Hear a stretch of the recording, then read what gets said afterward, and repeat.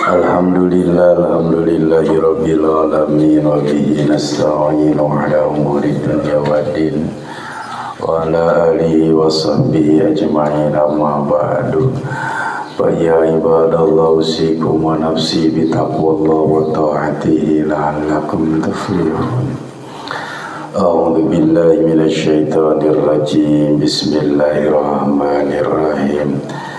Faman kana yarju liqa'a rabbih falyamal amalan salihan wa la yusyrik bi ibadati rabbih ahada. La ilaha illallah, la mawjuda illallah,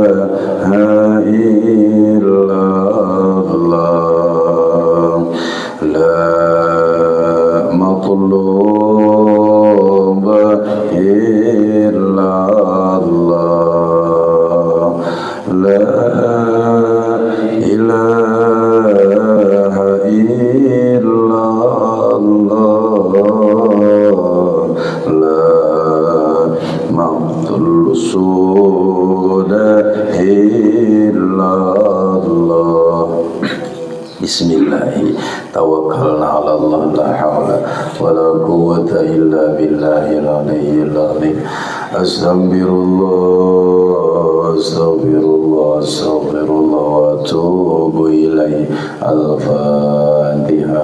A'udzu billahi minasy syaithanir rajim. Bismillahirrahmanirrahim.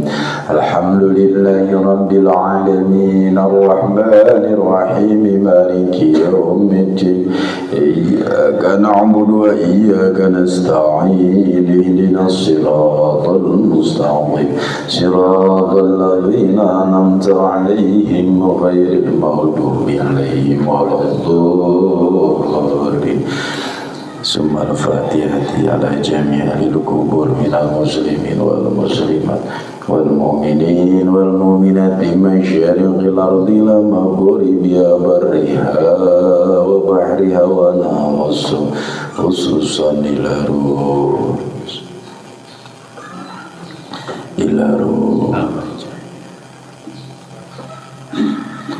Allahumma ighfir lahum warhamhum wa'afihim wa'fu anhum wa akrim nuzulahum wa wasi' madkhalahum wa adkhilhumul jannah billahi lahumul Fatiha. A'udzu billahi minasy syaithanir rajim. Bismillahirrahmanirrahim. Rahim maliki yaumiddin iyyaka na'budu wa iyyaka nasta'in ihdinas siratal mustaqim siratal ladzina an'amta 'alaihim ghairil maghdubi 'alaihim waladdallin. Al-Fatihah. Untuk yang sakit kita doakan semoga lekas disembuhkan. Allahumma rabban naziyati bil ba'sa ishfi anta syafi la shifa illa shifa'uka shifa'an ajilan la yughadiru saqaman. Al-Fatiha. A'udzu billahi minasy syaithanir rajim. Bismillahirrahmanirrahim.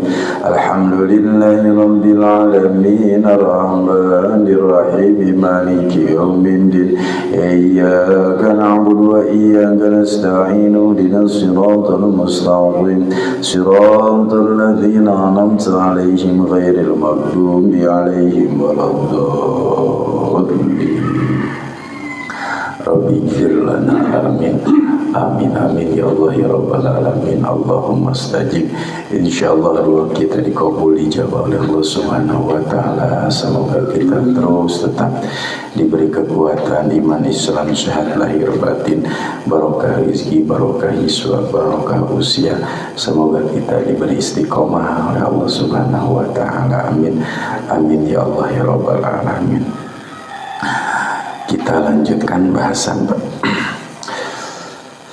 Bismillahirrahmanirrahim. Qala al-musannif wa mu'allif rahimahullahu nafa'ana bihi fid dharain.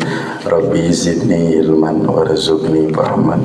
Allahumma ftah lana hikmataka wanshur alaina rahmataka ya dzal jalali wal ikram. Kita baca dulu matannya, kita ulang-ulang.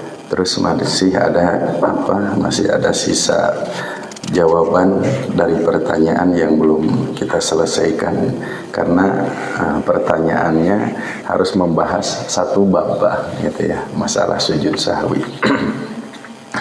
Bismillahirrahmanirrahim. Fi bayani, pada bab yang menjelaskan arkanis sholati, rukun-rukun salat. Arkanus salati, rukun-rukun salat sab'ata asyara, ada 17. Al-awwalu, pertama an-niyatu, niat. As-tsani, kedua takbiratul ihram, takbiratul ihram. As-salisu, ketiga al-qiyamu, berdiri, al-qadiri, bagi yang mampu, bil fardi, dalam salat fardu. Ar-rabi'u, keempat qiraatul fatihati, membaca al-fatihah. Al-khamisu, kelima ar-ruku'u, as-sadisu, 6 at-tumaninatu fihi, tumanina dalam ruku. As-sabi'u, 7 al-i'tidalu, i'tidal. As-saminu, 8 at-tumaninatu fihi, tumanina pada i'tidal. At-tasi'u, 9 as-sujudu marrataini, sujud 2 kali. Al-ashiru, 10 at-tumaninatu fihi, tumanina dalam sujud 2 kali. Al-hadi asyara, 11 al-julusu baina sajdataini, duduk di antara 2 sujud. As-sani asyara, 12 at-tumaninatu fihi, tumanina pada duduk di antara 2 sujud. As-salisa asyara, 13 at-tasyahudul akhir, tasyahud akhir. Ar-rabi'a asyara, 14 al-qu'udu bihi, duduk pada tasyahud akhir. Al-khamisa asyara, 15 as-salatu ala nabi, salawat ke atas Nabi sallallahu alaihi wasallam bihi, pada duduk tasyahud akhir. As-sadisa asyara, 16 as-salamu, salam. As-sabi'a asyara, 17 at-tartibu, tartib. Ya, sekarang al-hadi asyara. Al-hadi asyara, rukun salat yang ke-11. Al-julusu, duduk. Bainas sajdataini, di antara 2 sujud. Duduk di antara 2 sujud menjadi rukun salat. Fi kulli raq'atin, tentunya duduk di antara 2 sujud ini dalam setiap rakaat. Gitu. Berarti kalau dalam setiap rakaat yang jumlahnya jika rakaat tersebut 2, ya 2 kali duduk di antara 2 sujud, gitu Pak ya. Jadi mesti di dalam setiap rakaat, walau fi naflin, meskipun itu sholat adalah sholat sunnah. Jadi bukan hanya saja sholat fardu, sholat sunat pun juga menjadi rukun. Duduk di antara dua sujud, karena kan sujudnya mesti kemarin sudah dibahas marrataini, 2 kali. Jadi duduk di antara 2 sujud itu dalam setiap rakaat, meskipun sholat itu adalah sholat sunat. Sawaun usolli qa'idan aw muttaji'an. Nah, ini masalahnya Pak. Sawaun, baik salat itu dilakukan qa'idan, sambil duduk, au muttaji'an, atau salat itu dalam keadaan muntaji. Muntaji itu apa? Berbaring, nyangigir. Apa sih? Miring. Ya miring. Kan kalau mustalkian mah terlentang ngagoler. Nangkarak gitu kan mustalkian. Upami muntajian mah nyangigir. Mangga kan tenan ari nyangigir nama luyu jeung kamampuan bade nyangigir kabeh katuhu bade nyangigir kabeh kenca. Sabab tatkala seseorang mampu salat muntajian, saya lagi Pak, mampu salat muntajian malah dia salat terlentang teu sah salatna. Kan kemarin sudah dibahas pada bab yang sebelumnya. Jadi jika seseorang pada bab ini Pak berdiri pada bab berdiri dalam sholat fardu bagi yang mampu itu hukumnya wajib. Jadi kan jika tidak bisa berdiri apa? Duduk. Tidak bisa duduk mutoji berbaring miring ke kanan atau ke kiri. Kalau tidak mampu baru hal yang keempat mustalqiyah. Makanya dalam keterangannya pada akhir bab itu mengatakan barang siapa yang mampu mutoji kemudian dia sholat terlentang lam yasiha maka tidak sah. Sama halnya dengan tatkala dalam sholat fardu dia mampu berdiri malah duduk, in aliman dia tahu wa amidan dan sengaja dia duduk tanpa ada ilat yang menurut ketentuan syar'i batalat sholatuhu, ya batal. Kalau batal lam yasiha tentu tidak sah salatnya. Nah itu walau qaidan, ya meskipun sholat seorang mushol itu dalam keadaan, tentu kalau dalam keadaan duduk mungkin dia mesti bisa duduk di antara dua sujud, au muttajian atau dalam keadaan berbaring, falayak fi madunal julus, tentu tidak merasa cukup jika tidak dilakukan duduk di antara dua sujud, tetap muttaji juga gitu Pak ya.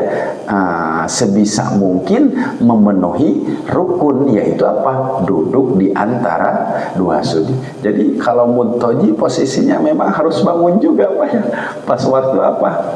Sujud. Bagaimana jika memang bujeng-bujeng tiasa Bapak? Ya bujeng-bujeng tiasa calik, tentu ada elat. Pak maaf, kadang-kadang sakit parna itu menggugurkan semua ketentuan yang ada. Betul Pak? Sakit parah menggugurkan semua ketentuan yang ada. Matak menikahnya gering we.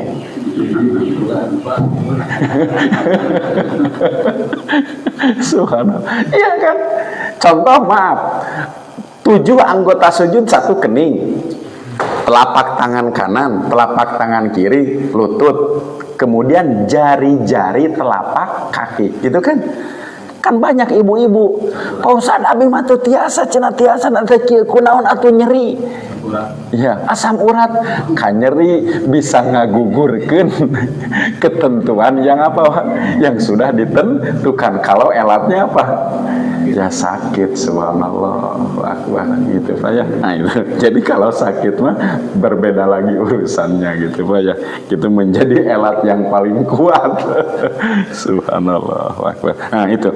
Jadi falayakfi tentu tidak cukup gitu jika seseorang muttaji madunal julus tanpa melakukan duduk di antara dua sujud. Bagaimana duduk di antara dua sujud itu?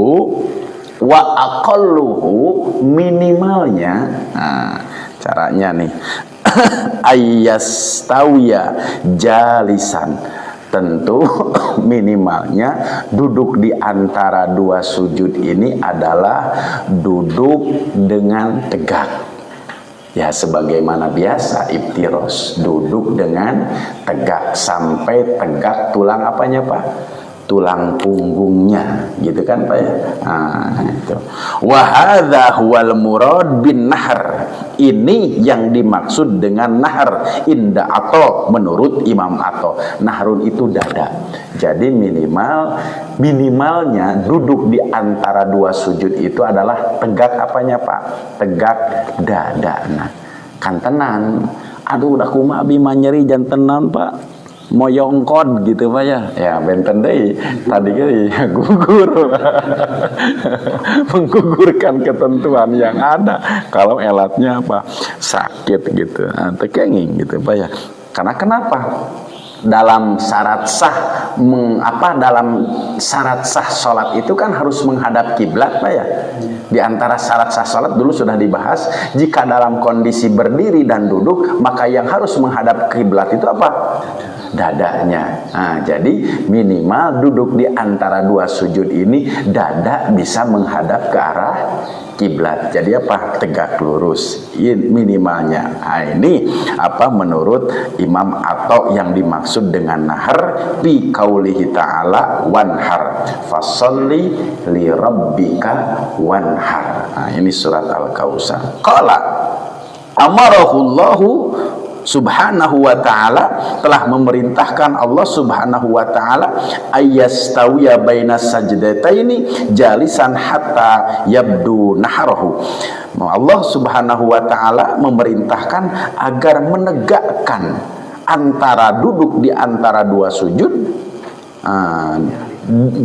jalisan duduk di antara dua sujud, jalisan duduk hatta yabdu naharahu, sehingga apa terang tegak apanya naharahu dadanya. Nah, jadi memang ya sudah Bapak ketahui kan bisa duduknya, tentu duduknya duduk iftirosh. Apa sih Pak iftirosh dengan tawaruk? Iftirosh itu artinya firosh, firosun itu hamparan kaki kiri gitu Pak ya, harus menjadi hamparan imbit, itu namanya iftirosh. Kalau tawaruk, tawaruk teh imbit, imbit langsung ke mana? Ke lantai. Nah, jadi apa? Tidak ada hamparan kaki, jangan dijadikan hamparan, itu namanya apa? Tawaruk gitu. Jadi tawaruk mah pada tahiyat akhir, kalau iftirosh mah ya pada tasyahud awal. Ya, sehingga dada ini menghadap ke arah kiblat. Itu apa? Aqalluhu, minimalnya. Qala Asy-Syibra Malisi Syibra Malisi mengatakan waqad jazama Ibnul Mukri, telah menetapkan Imam Ibnu Mukri bi adami wujubil i'tidal, tidak ada kewajiban i'tidal, wal julus, dan duduk, bainas sajdataini, antara dua sujud, fin nafal, di dalam melakukan sholat sunat. Ini menurut pendapat Syibra Malisi. Tentu katanya yang mutajian, kaitannya dengan dia melakukan sholat apa? Sunat, tentu tidak ada i'tidal, tidak ada duduk di antara dua sujud. Kaitannya dengan nafal. Nafal itu apa? Sholat sunnah. Jadi kan sholat sunat ini meskipun mampu berdiri, ya boleh dalam keadaan apa? Duduk mungkin ya. Kaitannya dengan apa? Salat sunat. Kalau kaitannya dengan salat fardu, tentu menjadi rukun mutlak antara i'tidal, tegak berdiri, kemudian apa ya duduk di antara dua sujud. Nah, ini menurut pendapat yang lain dari Imam Syibra Malisi. Itu aqalluhu, minimalnya duduk di antara dua sujud.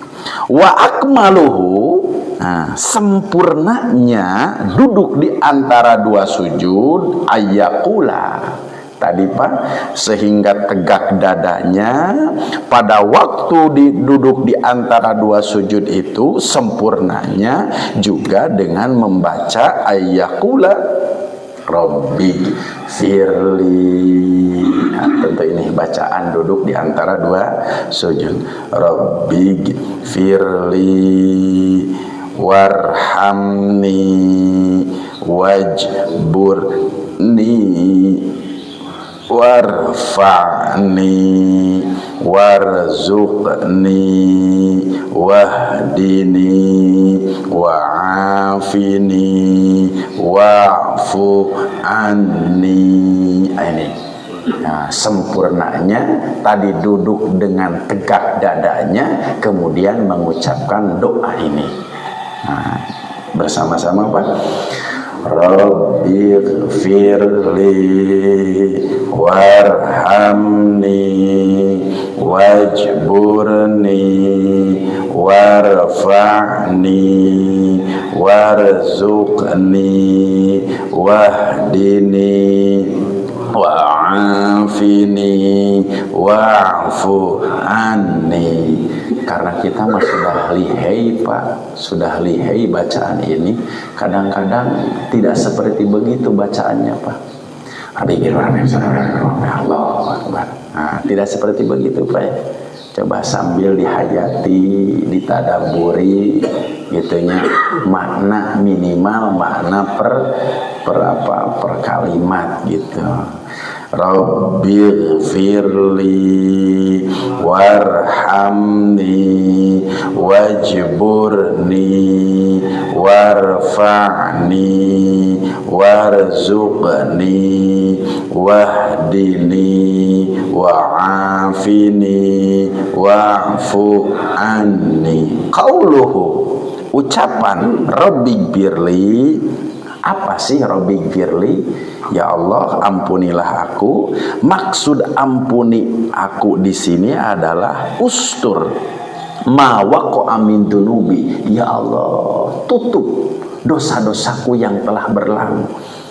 Gitu. Wa ma sayaqa'u minha, dan dosa yang akan datang.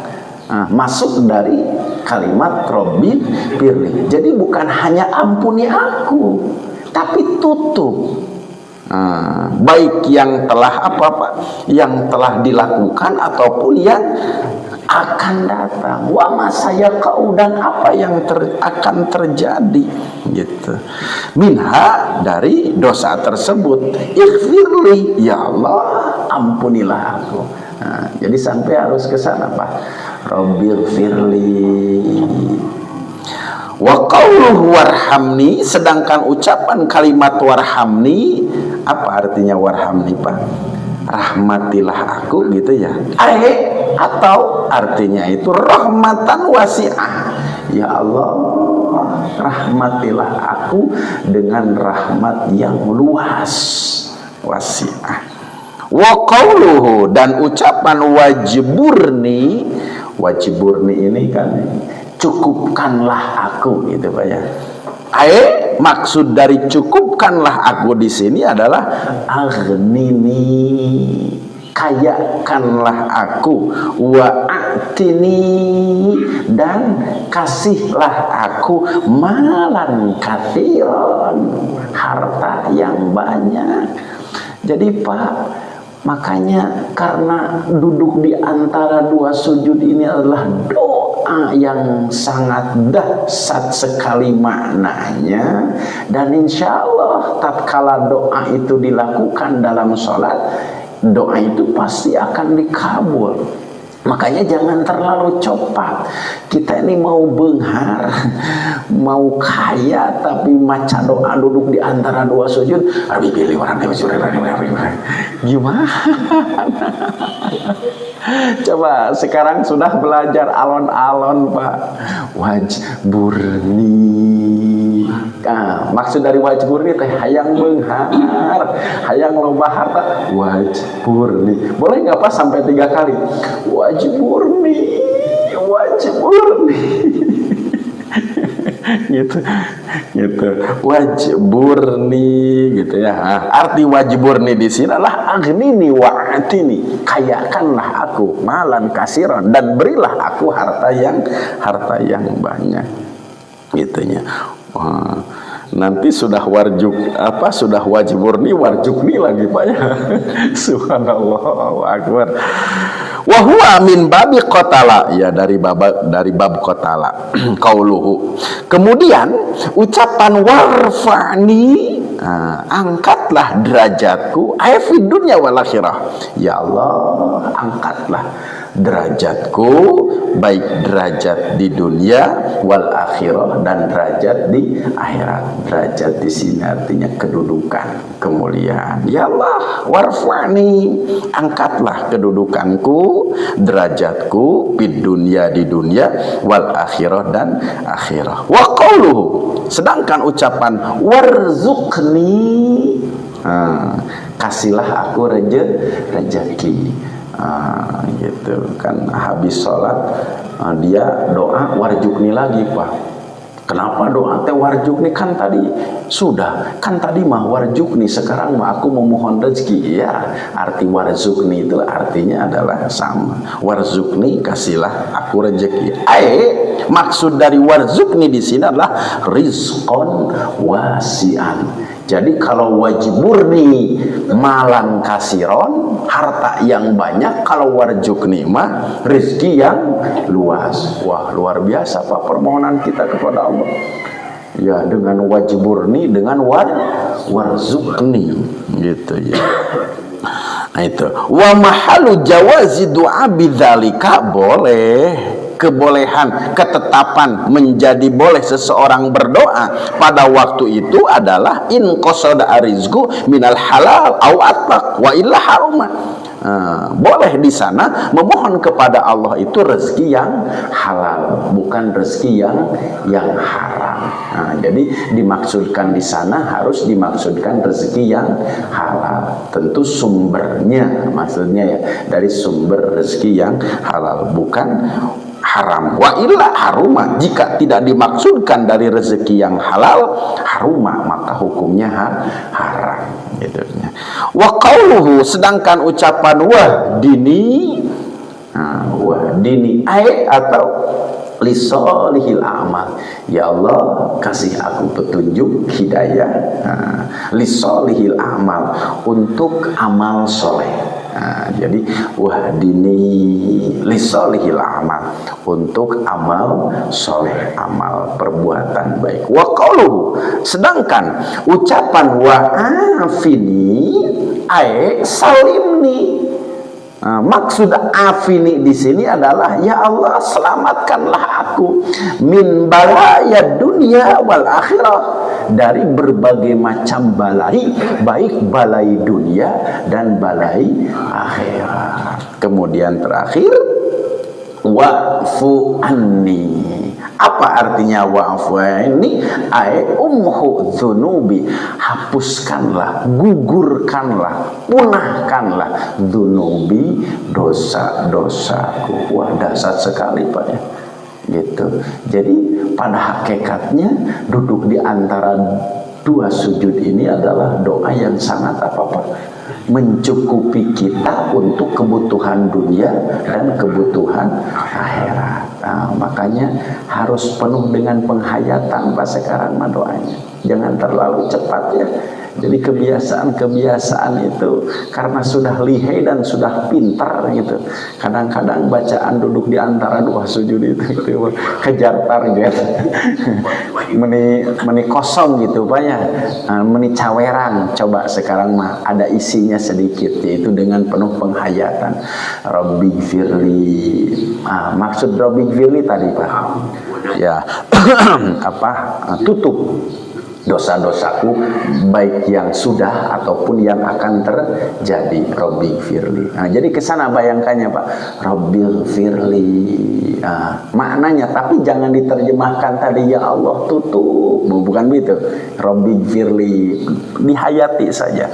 Warhamni, maksud warhamni di sini adalah ya Allah kasih aku rahmat yang luas. Boleh sambil dihayati. Kemudian wajiburni, wah benghar harta yang banyak gitu. Tapi kan ulah di bawah ngalamun.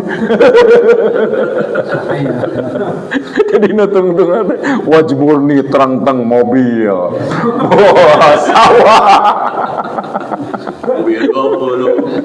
Gitunya tidak begitu, beda apa ya dengan menghayati jeung ngalamun. Jadi nutung-nutungna teh tulul amal teh panjang lamunan, keur salat teh ngalamun gitu. Tidak seperti begitu gitu ya.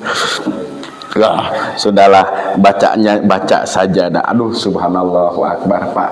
Fabi ayyi ala rabbikuma tukadziban, nikmat yang mana lagi yang akan kau dustakan. Subhanallah wa akbar, luar biasa. Apa masih kurang rezeki dari Allah gitu ya.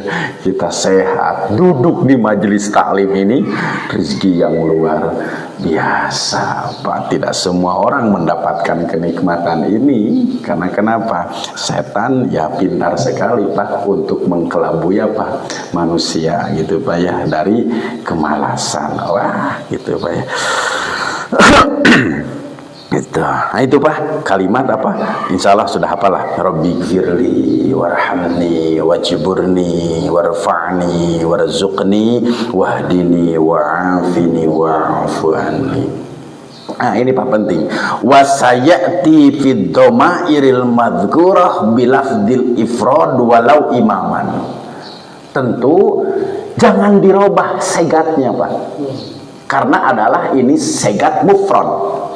Nah, jadi tidak boleh Bapak merubah ini dengan Rabbi gfirlana warhamna wajburna warfa'na warzukna wahdina wa'afina wa'fu anna. Jangan dirubah Pak, baik imam ataupun makmum. Kenapa? Karena ini dikhususkan segatnya segat mufrad. Gitu. Kecuali di dalam kunut, maka segatnya harus dirubah. Karena ada keterangan. Jika seorang imam berdoa kemudian tidak melibatkan makmum di dalam doa itu, maka imam telah berkhianat kepada makmum. Bisa dipahami Pak? Jadi tugas, karena ini kan duduk di antara dua sujud ini kan tidak diaminan Pak ya, maka segatnya segat mufrad. Jadi masing-masing punya tanggung jawab terhadap dirinya sendiri, dan imam tidak boleh merubah gitu ya, menjadi tadi waghfir lana, tidak boleh, karena masing-masing punya tanggung jawab, karena doa tersebut tidak diaminkan oleh siapa? Makmum. Beda dengan kunut. Kalau kunut itu doa yang diaminkan. Jika seorang imam membaca doa kemudian di dalam doa tersebut melibatkan makmum, maka di dalam doa makmum harus dilibatkan. Dari segat mufrad harus dirubah menjadi segat domir ad-dalalah alal fa'il atau domir nahnu. Tapi jika Bapak sendiri jangan pakai domirna, pakai domir segatnya segat mufrad. Contoh Bapak sholatnya sendiri kemudian kunut, jangan pakai pakai segat mufrad, Allahumma hdini gitu, fiman hadait wa afini fiman afait.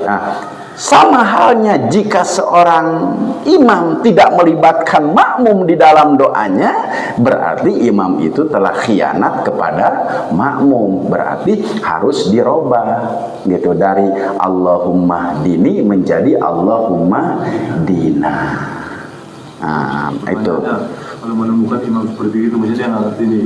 Ya. Dia kan imam nih. Betul. Madinah, dia kita baca nggak perlu aminkan itu. Dia kan sendiri gitu. Iya, makanya di sini nih pentingnya imam itu harus bijak, harus tahu segat, harus tahu kaidah. Jadi keilmuan itu harus tahu. Bagaimana dia kan egois, Pak.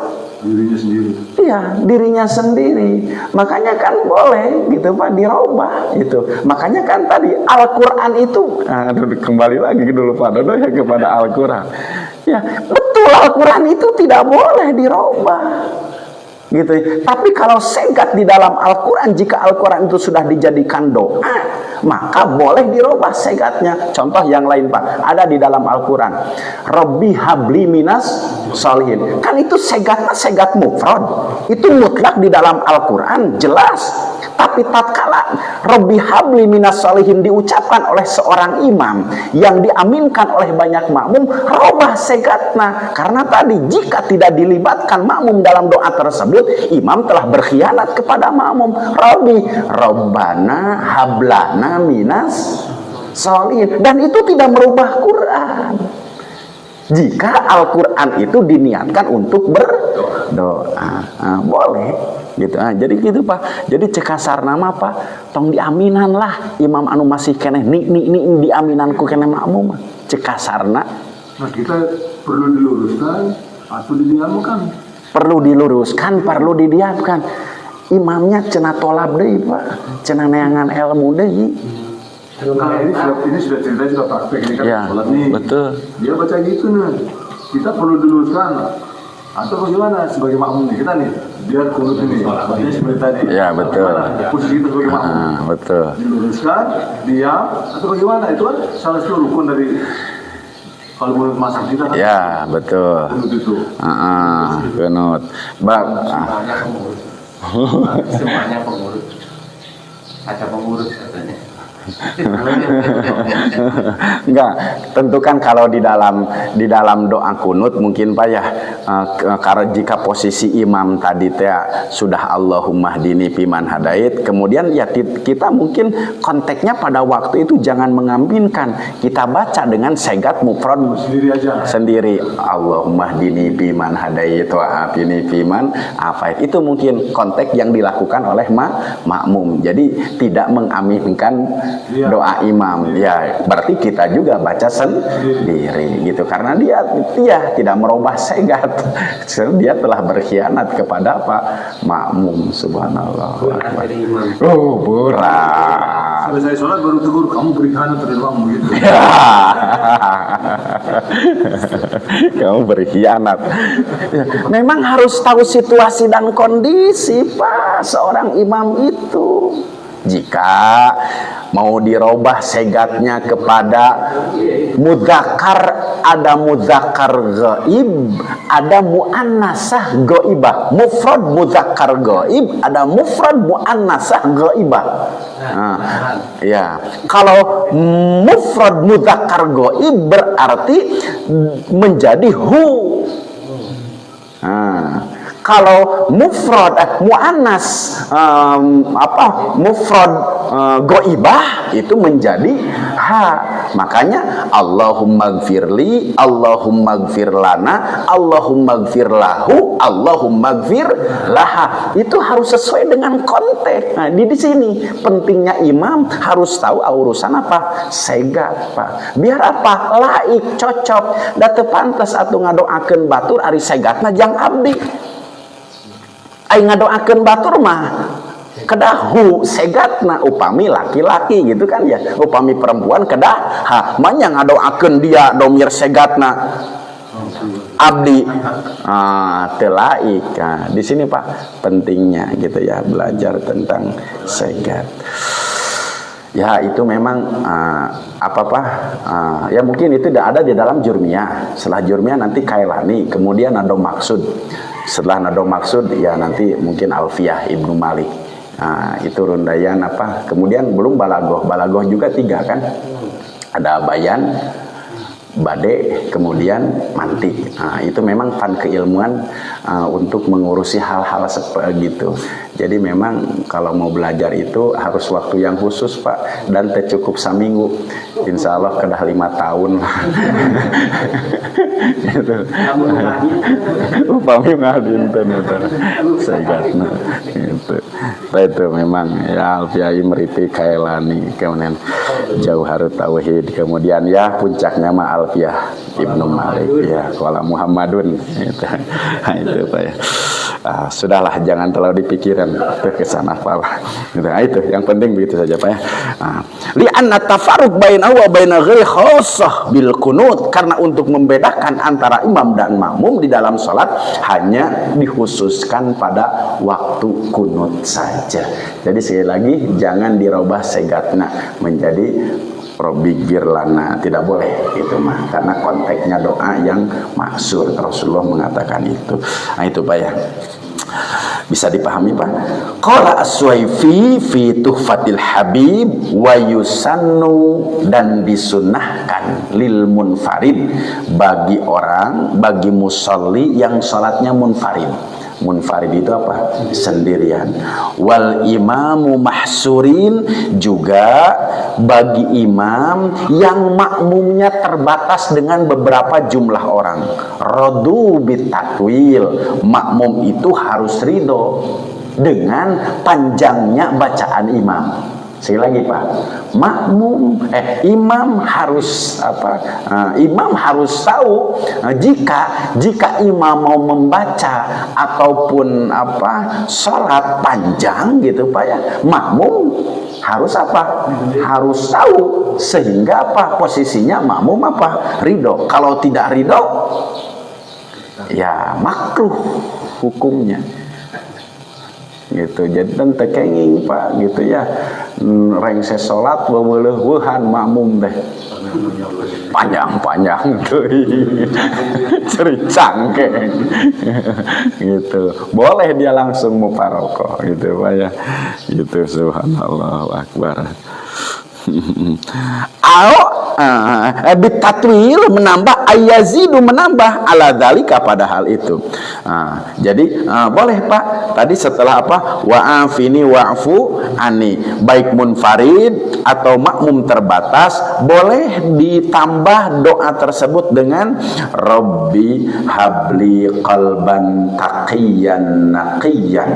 Rabbi habli, ya Allah berilah aku qalban taqiyan, qalban hati yang penuh dengan ketakwaan, naqiyan yang penuh dengan kesucian, kebersihan. Boleh Pak? Baru tahu Pak ya? Iya. Minasyirki barian, suci dari kesyirikan, barian juga suci dari kebaikan. La kafiron, tidak termasuk orang kafir, wala syaqiyan, juga tidak termasuk orang-orang yang celaka. Boleh Pak ditambah doa itu. Rabbi habli qalban taqiyan naqiyan minasyirki bariyan la kafiron wala syaqiyan. Upami apa? Upami henteu mah gitu ya. Itu. Jadi hanya sebatas panjang itu saja Pak bacaan duduk di antara dua sujud itu. Rabbi girli warhamni wajburni warfa'ni wahdini wa'afini wa'fuani Rabbi habli qalban taqiyan naqiyan minasiri bariyan la kafiron wala syakiyan. Jadi kadarnya panjangnya duduk di antara dua sujud harus panjang tatkala bacaan itu. Jika nanti akan dibahas di bawah terlalu panjang duduknya, memanjangi kadar bacaan Fatihah, batal sholatnya. Ya sama dengan yang tadi. Jadi duduk di antara dua sujud melebihi lamanya kadar bacaan Al-Fatihah di luar bacaan ini, batalat sholatuhu, batal sholatnya. In aliman wa amidan, jika tahu jengah aja matak mending keneh bodoh ulah apal meh teu batal salat. Gitu. Di sini nih konsekuensi jadi jalma pinter teh Pak, jadi sagala bararatal. Gitu. Itu subhanallah. Tapi kan 2 rakaat yang dilakukan oleh seorang alim itu lebih baik, lebih mulia dibanding orang bodoh berapa rakaat? 70 atanapi 1000 rakaat anger goreng keneh uning keneh jadi jalma pinter tini mang jadi jalma bodoh mah gitu. Subhanallah, ini kedudukan dan kemuliaan. Gitu. Rabbi habli qalban taqiyan naqiyan minasyirki bariyan la kafiran wala syakiyan. Itu juga kalau mau menambah ini bagi seorang imam, makmum harus ridho. Bukan, ini Suwaifi. Ya, Suwaifi Fitu Fatil Habib. Ya, itu. Kemudian walau tuwilal julus. Nah, ini Pak yang tadi. Walau tuwilal julus tawala. Nah, bukan tuwila ya. Tawalal julus baina sajdati ani du'a al-warid bihi biqadri aqalli tasyahhud batalatis salat. Wallah subhanallah. Jika memanjangkan duduk di antara dua sujud terlepas dari doa yang sudah ditentukan tadi, aqallat tasyahud sedikitnya adalah ucapan tasyahud, batalatis sholat. maka sholatnya batal. Jadi hanya duduk untuk membaca doa itu saja, Pak. Ruku hanya ruku membaca doa itu saja, gitu. I'tidal kan itu rukun yang pendek, itu jangan dipanjangkan. Rukun yang panjang jangan dipendekkan. Jika rukun yang pendek dipanjangkan melebihi kadar Fatihah, batolatis sholat, maka sholatnya batal. Kama sebagaimana lau tawwalal i'tidalu, jika dipanjangkan i'tidal ziyadatun menambah ani doa dari doa al-warid yang telah ditentukan biqadril Fatihah, jadi ukurannya adalah ukuran Fatihah. Jadi i'tidal lebih lama dibanding dengan ukuran berdiri tatkala seseorang membaca al-Fatihah. Ruku lebih lama rukunya dibanding ukuran Al-Fatihah. Duduk di antara dua sujudnya lebih lama dibanding dengan ukuran Al-Fatihah, batolatis sholat, batal sholatnya. Karena apa? Memanjangkan rukun yang pendek. Kunut lebih panjang dari Al-Fatihah. Itu kan warid, Pak. Warid apa? Sudah menjadi ketentuan. Pasti bacaan kunut akan lebih panjang dari bacaan. Jadi itu rukun panjang yang mesti dipanjangkan. Yang tidak boleh itu adalah yang pendek dipanjangkan. Atau yang panjang dipendekkan. Tetap itu juga batolat. Salat itu batal salatnya. In aliman upama tahu wa ami dan jengah aja. Gitu. Memang harus sineger, yang pendek ya pendekkan, yang pondokan, yang panjang ya panjangkan gitu. Illa fi mahali tolabi fihi tafil, kecuali tadi Pak pada tempat yang dipinta di sana untuk dipanjangkan. Ka'itidal li raqatil akhirah, seperti i'tidal pada rakaat terakhir min sairi salat, dari seluruh salat. Li tolabi tatwilihi bil jumlah bil kunut, li tolabi tatwilihi karena dipinta untuk dipanjangkan bil jumlatil kunut, karena ada jumlah bacaan kunut yang harus dibaca. Wa kasolati tasbih, juga sama halnya seperti sholat tasbih yang dituntut memang ruku, i'tidal, kemudian duduk di antara dua sujud harus panjang. Itu mah tentu harus dipanjangkan.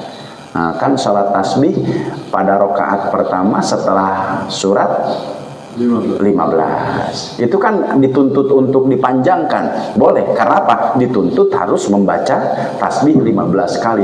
Kayak itu mah boleh, tidak menjadi. Nah, jadi pengecualian satu di dalam kunut, kemudian di dalam salat tasbih. Selain itu tidak boleh.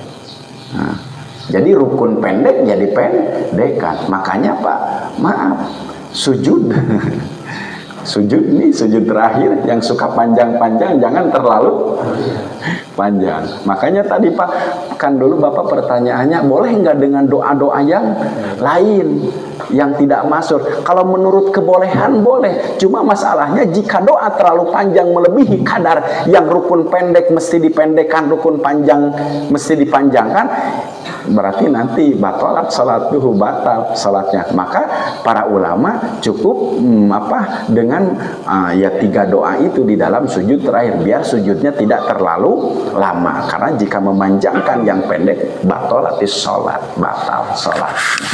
Nah itu mungkin Pak, bisa dipahami dulu Pak. Ya, qala As-Suwaifi, sedikit lagi Pak. Qala As-Suwaifi, Imam As-Suwaifi berkata, qauluhu pada ucapannya bil jumlah tadi Pak, ada kata-kata jumlah di atas, ay fi ghairi hadis surah, yang bukan dalam bentuk ini. Qala arhimnahu, qala ar-rahmani, qalahu ar-rahmani, sebagaimana telah dikatakan Imam ar-Rahmani. Intah, selesai. Oh itu tadi pada kalimat jumlah. Jadi selain yang ditetapkan di sini tentu tidak boleh. Itu kaitannya dengan jumlah. Wa inna ma batolatis salatu bitatwilihima. Nah, kenapa menjadi batal salat dengan memanjangkan keduanya? Li'annahuma ruknani qasirani, karena keduanya itu adalah rukun pendek. Nah, jadi rukun pendek fala yutawilani, tentu jangan dipanjangkan. Jadi rukun pendek jangan dipanjangkan. Walau nama qaidan mutamakinan fis salat lam yadur inkusar. Meskipun dia dalam keadaan apa Pak? Tidur. di antara duduk dua sujud dia apa? Dia tidur gitu ya. Tentu jika di bawah nanti lam yadur tidak mengapa jika memang tidurnya tidak dengan sengaja. Wa kadza intola fi ruknin tawilin fa intola fi ruknin qasirin batalat sholatuhu. Wa kadza begitu juga intola jika memanjangkan fi ruknin tawilin pada rukun yang panjang. Fa intola fi ruknin qasirin jika memanjangkan pada rukun yang intola, fa intola jika dia memanjangkan fi ruknin qasirin pada rukun yang pendek, batalat di sholat, maka ya batal sholatnya. Ya itu Pak ya. Li anna muqaddimatin naum taqabil ikhtiyar fanazala manzilatal amin. Itu juga jika kondisi tidurnya memang dilakukan secara sengaja gitu Pak. Jadi lama apanya duduk di antara dua sujud nanti karena tertidur. Nah, kalau tidurnya dengan sengaja ya batal. Contoh ya mungkin sih kalau berjamaah mah tidak mungkin Pak ya. Nah, karena kaitannya berini sholat sendiri gitu ya. Jadi duduk nate lama karena kenapa? Dibarengan sareng tidur gitu ya. Nah, itu ya.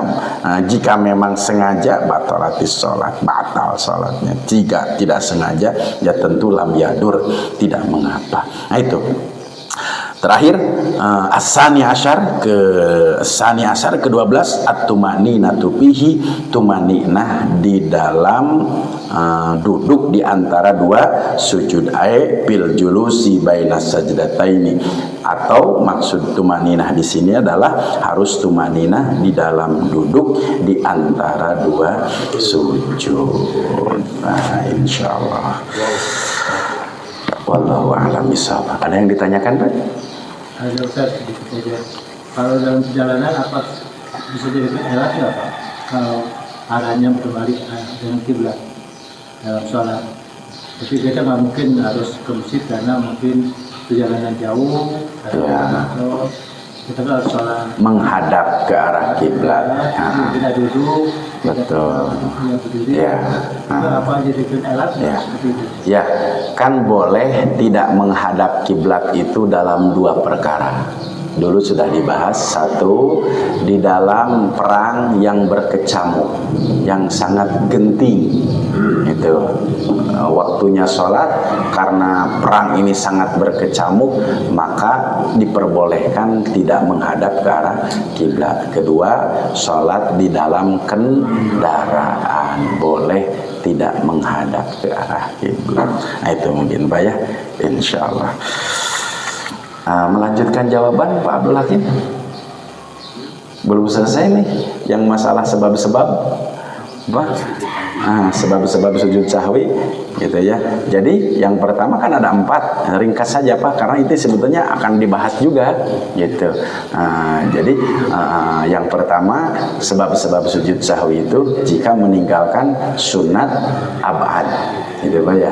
Jika meninggalkan sunat abad, seyogianya sunat abad kemarin ada berapa Pak? Ada 6, ada 7 ya. Ya ada 7 kalau nggak salah. Oh ya, ada 7 sunat abad.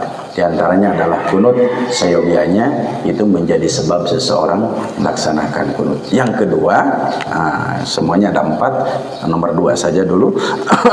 Yang kedua adalah menyebabkan seseorang itu harus melakukan kunut, sujud sahwi, fi'lu ma yubdilu amdahu wa la yabtulu sahwuhu idza fa'alahu nasyan.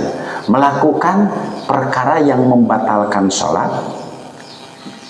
Sekali lagi ya, melakukan perkara yang membatalkan sholat. Apa saja yang membatalkan sholat? Meninggalkan rukun amidan dengan sengaja, batal sholatnya gitu. Atau makan, minum, itu melakukan yang membatalkan sholat. Jika dilakukan dengan sengaja, batal. Tapi jika itu dilakukannya karena lupa, maka ditambah dengan sujud sahwi. Bisa dipahami Pak? Sengaja batal, lupa. Iya, lupa sujud sahwi. Itu saja konteksnya Pak. Gitu. Kalau sengaja melakukan hal-hal yang membatalkan sholat, ya batal sholatnya, dan tidak sujud sahwi, batal.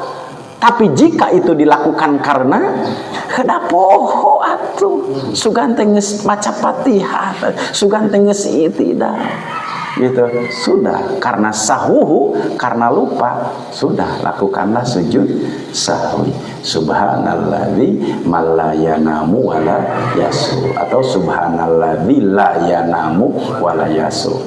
Yang apanya yang mana, pakai man atau yang tidak, Pak? Ya, subhanalladzi la yanamu wala yasu. Atau kan ada yang man, subhanalladzi man la yanamu wala yasu. Kumaha atuh da teu apal abi mah eta anu hiji teu apal, kadua teu apal. Boleh, Pak. Subhana rabbiyal a'la. Ada yang mengatakan boleh dengan bacaan sujud. Kumaha ada bacaan sujud gitu apa? Atuh sok salat. Bikin bacaan sujud. Oke, apa? Subhanallah. Nah, tentu biasa Pak kalau mau sujud sahwi gitu ya, tidak ada pergerakan tangan Allahu Akbar, hanya ucapan saja Allahu Akbar. Jadi tidak dihayatkan, disunahkan untuk mengangkat tangan. Jadi ya langsung saja sujud. Duduknya biasa, duduk iftiros gitu Pak ya, jeda sejenak kemudian sujud kembali, kemudian apa? Salam gitu Pak ya. Nah, tadi Pak dulu kan masih apa? Karena ini adalah zawaid, memang Abin sababaraha hadis lihat memang Rasulullah itu sujud sahwinya setelah salam. Kenapa? Karena Rasul lupanya itu setelah salam. Makanya apakah sujud sahwi dilakukan sebelum salam atau setelah salam? Tergantung. Makanya ingatnya, katanya sebagian ulama mengatakan jika ingatnya sebelum salam maka lakukanlah sujud sahwi sebelum salam. Jika ingatnya setelah salam maka lakukanlah sujud sahwi setelah salam. Ya, itu. Ya. Apa? Sujud sahwi itu dilakukan 2 kali. Sujud 2 kali, bukan sujud sahwinya 2 kali berarti menjadi 4. Bukan. Ya, sujudnya 2 kali. Ya, betul. Sujudnya 2 kali. Nah, jadi gitu Pak. Saya buka Sahih Muslim gitu. Ternyata Rasul itu kan kalau di dalam konteks hadis itu tidak lupanya itu justru setelah apa? Setelah sholat. Maka beliau melakukan sujud sahwi setelah salam. Karena kan ada kan dalam satu riwayat Rasulullah itu sudah duduk enak-enak saja. Lah, tadi ya Rasul kayaknya 2 rakaat salat tuh. Rasulullah langsung melakukan menambah lagi 2 rakaat. Kemudian beliau sujud sahwi. Nah itu kaitannya. Jadi jika ingatnya memang sebelum salam maka lakukanlah sujud sahwi sebelum salam. Jika ingatnya setelah salam maka lakukanlah sujud sahwi setelah salam. Itu karena konteksnya adalah zawaid tambahan. Nah, itu mungkinlah insya Allah sudah terjawab. Sahwi itu di dalam surat Al-Quran selain surat yang 83 itu surat apa lagi yang ada sujud sahwinya? Di dalam ayat itu kan ada betul. Oh ini, jadi Pak ada sujud sahwi, ada sujud tilawah. Mungkin Bapak sujud tilawah mungkin yang dimaksudkan ya. Surat sajdah beda. Kalau sujud tilawah mah tatkala mendengar bacaan-bacaan ayat sajdah, seyogianya dilakukan sujud tilawah. Jadi Pak ada sujud syukur, ada sujud sahwi, ada sujud tilawah yang masing-masing pada konteks yang berbeda. Syarat sujud sahwi tentu ini di dalam sholat. Satu, jika meninggalkan sebagian dari sunat-sunat abad. Yang kedua, melakukan perkara yang membatalkan sholat dengan sengaja, itu dilakukan tentu menjadi batal. Tapi jika dilakukannya karena lupa, maka dilakukanlah sujud sahwi. Insya Allah sudah selesai Pak Abdul Rahim ya, biar nanti bacaannya bahasanya setelah ada bab khusus setelah bab ini. Kalau sujud tilawah tadi dilakukan di luar sholat, misalnya tiba-tiba oleh sholat saja, terus sujud tilawah perlu begini tuh langsung sujud, karena ada 2 versi itu. Maksudnya gimana? Apakah harus takbiratul ihram gitu Pak? Ya tentu kalau kaitannya dengan takbiratul ihramnya mesti Pak. ucapan kalimat Allahu Akbar. Bagaimana dengan hayat? Apakah metli tidak seperti begini? Kaitannya dengan sujud sahwi pun juga kan tidak dimestikan untuk mengangkat kedua, langsung saja untuk melakukan. Begitu baca, Ya. langsung atau perlu begini juga, begitu. Dalam lagi baca Quran ini. Sujud bukan tilawah. surat Ya. ada. Betul. Apakah kita simpan Qurannya kan cuma tuh. Kita perlu begini atau langsung aja gitu. Gitu. Yang menjadi rukunnya adalah ucapan takbiratul ihramnya. Kalaupun tangan itu adalah hayat. Gitu. Jadi yang menjadi mutlak kewajibannya adalah ucapan Allahu Akbar. Kalau tangannya adalah hayat. Hayat itu apa? Petingkah. Sedangkan petingkah itu hukumnya sunnah. Itu saja Pak. Gitu kalau melihat. Apanya? Duduknya. Apakah duduknya iftiros? Terus terakhirnya itu gimana itu? Coba Ustaz praktekkan biar kita tahu. Kan ada juga yang memberikan contoh nih ya. Saya pernah dengar hari ini. Kemudian duduknya terus ini, kita harus salam begitu, apa harus begitu atau tidak gitu. Menurut yang sekarang kan lagi belajar nih, kita usah jelaskan biar tahu semua. Gitu. Baik. Apakah setelah sujud tilawah ini memang tasahud akhir atau mau berdiri lagi? Tidak, kita di luar konteks sholat. Di luar konteks sholat. Lagi baca Quran. Ya, kalau konteksnya di luar sholat, ya sebagaimana biasa, langsung saja sujudnya 1 kali, kemudian duduk tasyahud tawarruk Pak. Duduknya duduk tawarruk. Tawarruk itu apa? Ya, tawarruk tahiyat akhir. Langsung sebagaimana biasa, assalamualaikum.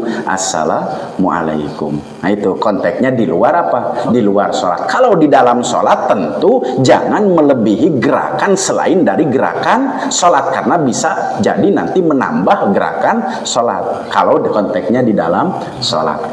Jadi Pak, kalau di luar sholat mah boleh dengan mengangkat apa?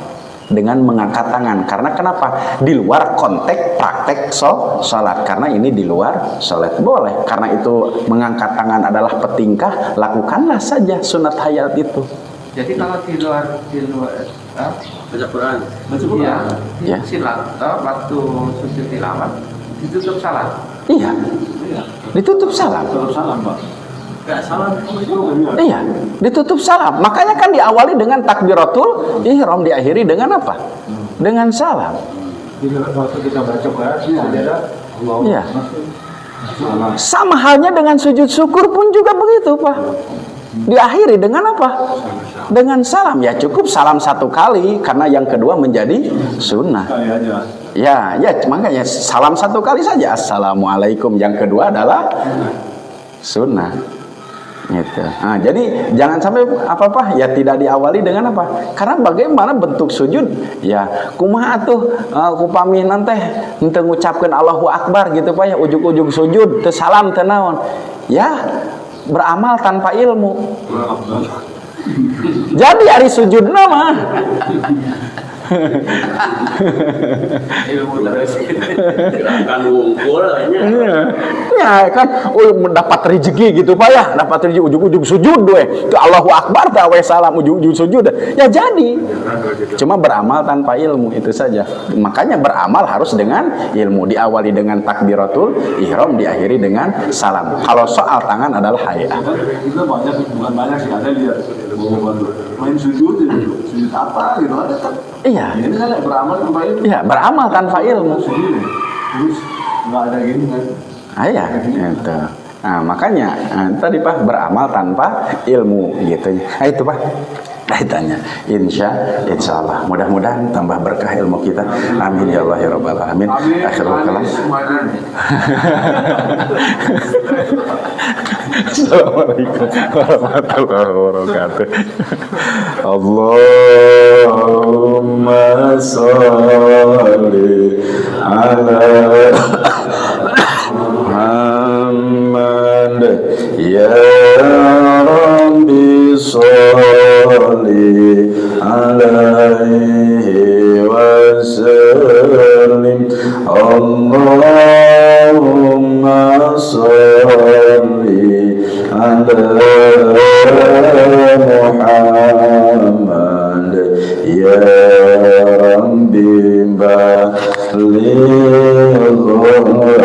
للغسيلة سبحانك اللهم وبحمدك أشهد أن لا إله إلا أنت أستغفرك وأتوب إليك.